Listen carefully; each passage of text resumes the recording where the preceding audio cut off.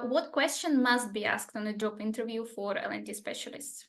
You measure the effectiveness of L&D initiatives. I think this is a big one for me. I think metrics is such a big topic, but I think a lot of people focus on the wrong things. I think if I would hire L&D specialist, the first thing I would ask, like, what was the last book, last podcast, or last course that you've done, listened to, or read regarding L&D? And yeah, if I see that they say, I didn't read anything or I didn't listen to anything, then it's very suspicious, right? Because the person who is supposed to create a learning culture for your team, and if this person doesn't learn herself or himself, it's strange. Honestly, I think there are many questions that can be asked to open up the candidate, but the first that comes to my mind is how would you deal with the skepticism or resistance of learners in their adoption, in their learning journey, because that's what we see everywhere, especially when the company is not ready to a change. Can you please tell me a little about how important time to market is for learning content versus doing it optimal from a learning perspective about didactic and everything?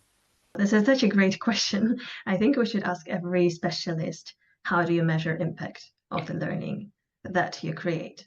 And not only on a job interview, really, I think we should ask ourselves this question in our day-to-day job. Like when I'm creating something or designing something or planning something, how am I going to measure impact even before I've created it? So my main one always was, and people that have interviewed with me would know this, because when I was head of L&D at a tech company, I had to always ask people, how are you practicing what you preach? So what I mean by that is, what are you learning now and how are you doing that? Now, the reason why I ask those questions is because we are all so focused on helping other people learn and reach their goals that we often forget about ourselves and the things that we want to do and work on. So what I always said to my team is that I want to have people in there that are always working on themselves in some way. It doesn't have to be huge or grandiose at all, but they've got that mindset of that they are practicing the things that they preach to others. So that's number one for me when I'm speaking to people in interviews. And honestly, I'm speaking from my experience because I was asked this question and I always felt that it's a very relevant question. I think it's really important to understand the process that a specialist follows when conducting learner interviews for needs analysis.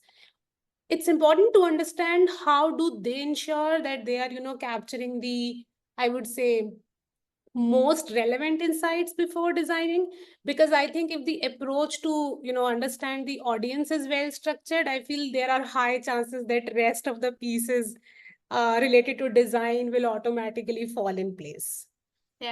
Let's see. I was actually interviewing an instructional designer the other day, and I asked them what their personal vision is for learning and development.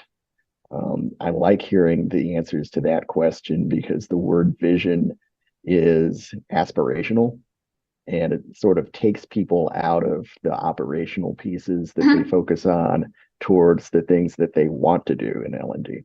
I think for me, asking what is the biggest challenge in L&D today will help me understand, if I am interviewing someone, if that person has the priorities in the right place. When was the last time you did something for the first time?